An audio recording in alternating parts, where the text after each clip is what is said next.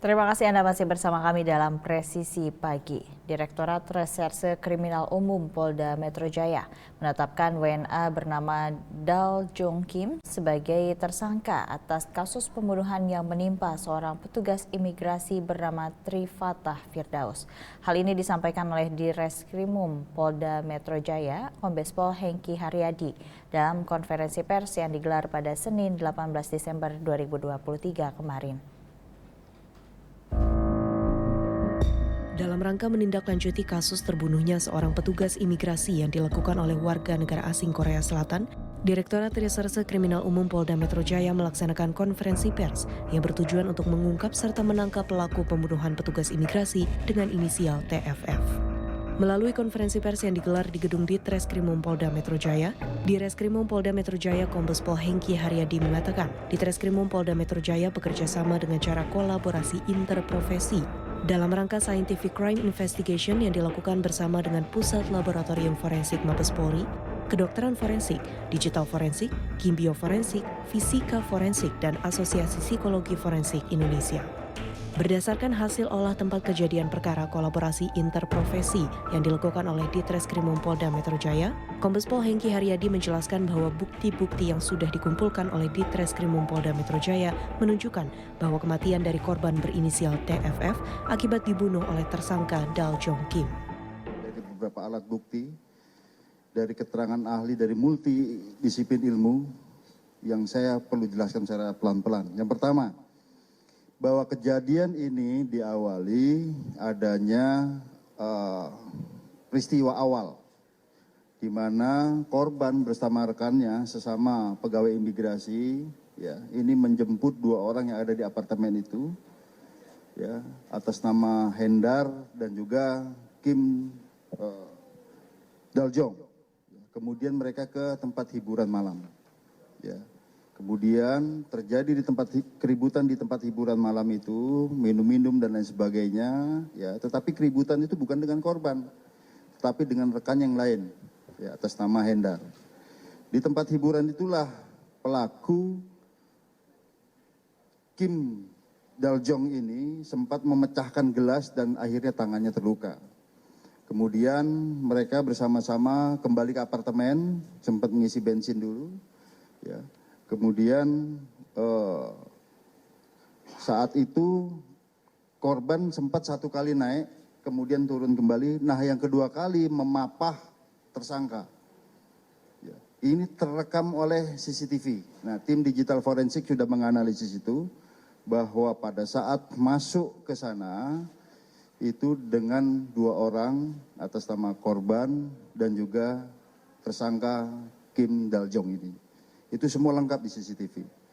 Nah kemudian tidak lama dari itu, security menangkap ada keributan di lantai 19. Kemudian terdengar awal adanya pecahan kaca yang jatuh. Baru kemudian disusul suara kemudian. Nah, jadi ini identik dengan keterangan dari fisika forensik menyatakan antara kaca pecah dan korban ini merupakan dua peristiwa yang berbeda. Ya bisa diterima rekan-rekan ya. Nah keterangan daripada pelaku ini bahwa yang bersangkutan menyangkal bahwa dia bersama dua orang, bahwa saya sendirian, tidak dengan dua orang.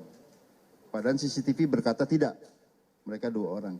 Dan saat itu juga terekam pada saat dicoba dibuka oleh security dan juga dari mechanical engineering yang ada di apartemen, terlihat di sana tersangka membawa pisau dan panci air panas. Dan sebelum didobrak, itu sempat ditanya, Fatah mana? Ini kan korban. Dijawab dari dalam, mati katanya. Ini mengindikasikan bahwa dia tahu bahwa Fatah sudah mati. Nah kemudian rekan-rekan sekalian, kita melakukan olah TKP berkali-kali bersama tim lengkap, fisika forensik, kimia biologi forensik. Kita temukan tanda-tanda di sana ataupun alat bukti ya. Yang pertama ditemukan bercak darah yang melingkar seperti ini, seperti dari tangan, diduga dari tangan pelaku ini seperti melingkar di tembok. Di seputar sofa juga banyak ceceran darah ya. Kemudian juga kaca yang sempat dilempar ini hasil pemeriksaan dari tim laboratorium forensik, tidak ada unsur paksaan, dilepas biasa kemudian dilempar. Ya. Kemudian menuju ke balkon, ada pagarnya ini, itu ada tempat jemuran baju juga tertekan ke bawah, dan di balkon ada darah dan DNA dari pelaku. Jadi artinya tempat di mana pelaku ini jatuh itu ada DNA daripada pelaku. Ya. Kemudian juga rekan-rekan sekalian, ya, kunci pintu di mana pintu kaca ini sempat dilepas, itu ada DNA daripada pelaku Kim Dangjol. Ya, artinya ini sebuah rangkaian kejadian, alat bukti yang kita temukan, termasuk kita temukan DNA campuran di sendal yang ada di seputaran sofa itu, dan di sendal ini adalah sendal daripada korban. Yang notabene baru ketemu hari itu, tapi di sendal itu di atasnya ada DNA daripada pelaku juga. Sebelumnya kejadian pembunuhan ini terjadi pada tanggal 27 Oktober 2023 lalu, sekitar pukul 2:15 waktu Indonesia Barat, di dalam unit 1919 lantai 19 apartemen Metro Garden Ciledug, Kota Tangerang. Dari Jakarta, Jelang Tita Baskara, William Manda melaporkan untuk Polri TV. Polresta Banda Aceh menetapkan satu tersangka, warga asal Myanmar, Muhammad Amin atau MA, dalam tindak pidana penyelundupan 137 etnis Rohingya dari Bangladesh yang masuk ke desa Blam Ulam, Aceh Besar pada 10 Desember lalu. MA bertindak sebagai koordinator yang merekrut etnis Rohingya dan mewajibkan pengungsi yang ingin ke Indonesia membayar tiket kapal sebesar 14 hingga 16 juta rupiah.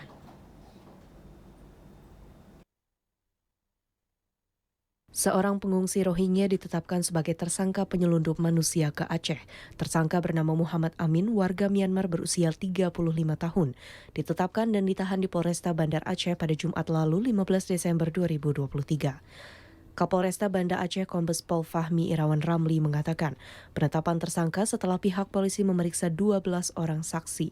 Kombes Pol Fahmi menyebut setiap pengungsi yang hendak berangkat ke Indonesia. Tetaplah bersama kami, Presisi Pagi akan segera kembali.